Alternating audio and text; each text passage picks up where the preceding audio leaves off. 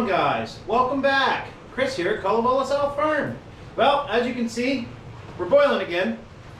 So down here in the sugar house, just doing some boiling. We got it going yesterday. Actually, we had enough sap to do a little bit, and then probably got another 30 gallons this morning. Fortunately, the weather's kind of cruddy out right now. It's pretty rainy. It is warm, but I don't know with no sun how much they're going to run. So anyway, I thought I would do a little different video today, guys, and kind of discuss why we chose to go with tubing, the price difference between buckets and tubing, and why we went the direction that we went. And I'll kind of discuss some of, what we spent on the tubing versus the buckets and the trailer and all that. So basically, from what I did my research, tubing was quite a bit less expensive than buckets. So basically, if you break it all down, to do a bucket, it's about $11 per tap. So we spent about $275 for all of the 25 buckets, lids, and taps that we bought. That's ballpark, it's not exact figures, but that's basically right around what we paid for. So $11 per tap for the buckets.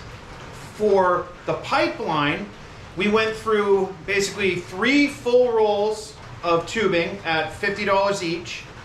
The tanks, the 5 stock tanks were $50 a piece, so that's $250 for the 5 stock tanks. And then all the fittings was about $100. We have a lot left over, just like the tubing. I bought a bunch extra because we want to expand, so a lot of it we actually didn't use, but we basically used about 3 full rolls, so that's what I used for this calculation, was the 3 full rolls. That comes out to a grand total of $5.50 per tap. So it's quite a bit cheaper to tap with tubing and stock tanks like we did. Now, that doesn't take into consideration having to buy the pump. Now, the trailer and the tank, we would have had to buy no matter what, because even with buckets, we're still gonna have to collect it, and it would have been incredibly inefficient if we literally went to each tree and carried it all the way back. So no matter what we were gonna do, we're gonna have to have a collection trailer. So that doesn't really factor into the price savings, but even if you calculate in the pump that we bought, and we bought a bigger pump than we really needed, the pump was $265 at Harbor Freight, that still brings the tap total of the pipeline to $8.40 per tap with the pump.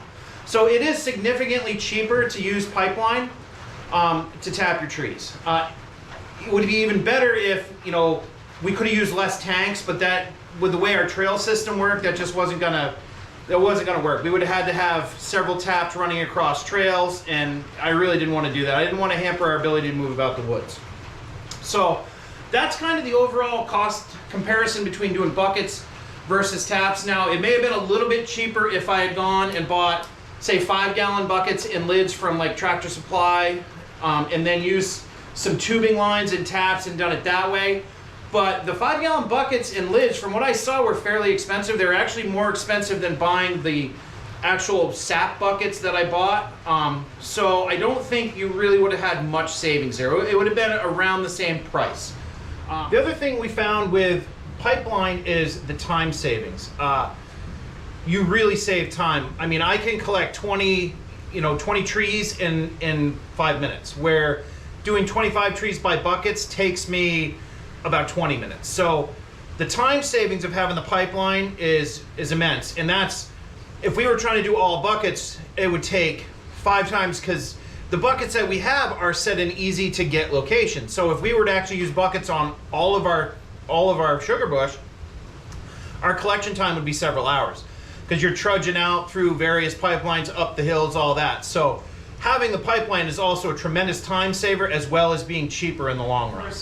The tank and the trailer, well, we spent about $1,000 on those, but the thing to remember also about the tank, the trailer, and the pump is we will also be using those in the summertime for irrigating our Christmas trees. So they're not just a one-stop shop where we're only going to use them for sugaring and nothing else. We're going to use those for multiple things, because that'll be the perfect thing. We can set it up with a sprinkler after we plant a section of Christmas trees. We can fill the tank up with water and irrigate the trees properly after we plant them, which up to now, what I normally would do is try to plant in the rain so that we would get natural irrigation. Since I don't have an irrigation system here I don't have any frost-free hydrants running different places. Basically, I would have had to just bucket water from the house and it would have taken forever. So this past year, we tried to do as much planting as we could in the rain when we would do bare roots. The plug seedlings we didn't have to worry as much about because we could just kind of wet those down, which we did before we planted them, and everything was good. So anyway, guys, I thought I'd make this quick video just kind of about what we spent and the cost differences on actual tubing versus buckets. You know, I don't want to get into the evaporator and the finisher and all that stuff in this video. We'll cover that in another video. The evaporator will probably actually be upgrading. This one, it works well, but it's a little slow for the amount of sap that we're putting through it. We really should have gotten a bigger one, but I didn't want to spend a huge amount of money, and this was a very reasonable price. I didn't want to spend tons of money if we found out we didn't want to do this every year. But now that we've done it, we've enjoyed it. It's definitely something we want to do every year. So now, the next time we get ready for sugaring, I think we're probably going to invest in a bigger, nicer evaporator. That way it'll be more throughput. We'll be able to tap more trees. I got another 100 maple trees that I have marked out that I want to tap.